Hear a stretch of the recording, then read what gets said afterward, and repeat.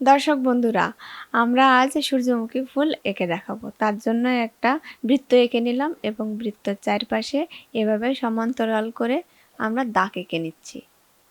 দাগের দুপাশ থেকে এভাবে বাঁকা করে পাপড়ি এঁকে দিব। তোমরাও এভাবে পাপড়িগুলো এঁকে নিবে। দুই পাশ থেকে এভাবে বাঁকা যে লাইন দিয়ে আমরা পাপড়িগুলো সুন্দর করে এঁকে নিলাম। দুই পাপড়ির মাঝখানে এভাবে যে ফাঁকা জায়গাটা আছে সেখানে এভাবে দাগ টেনে দিব। এবার সেই দাগের দুই পাশ দিয়ে আবারও এভাবে বাঁকা করে পাপড়িগুলো এঁকে নিব। তোমরাও এভাবে পাপড়িগুলো এঁকে নিবে। এগুলো পিছনের দিকের পাপড়ি। ভিতরে এভাবে ছোট ছোট সার্কেল দিয়ে দিব। এগুলো সূর্যমুখী ফুলের বীজ।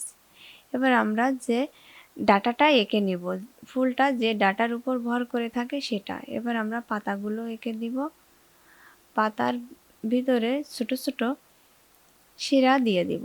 আমরা আরেকটা পাতা এঁকে নিব এবং ভিতরেও এভাবে ছোট ছোট শিরা দিয়ে দিব। আমাদের এবার সূর্যমুখী ফুলটা আঁকা হয়ে গেল।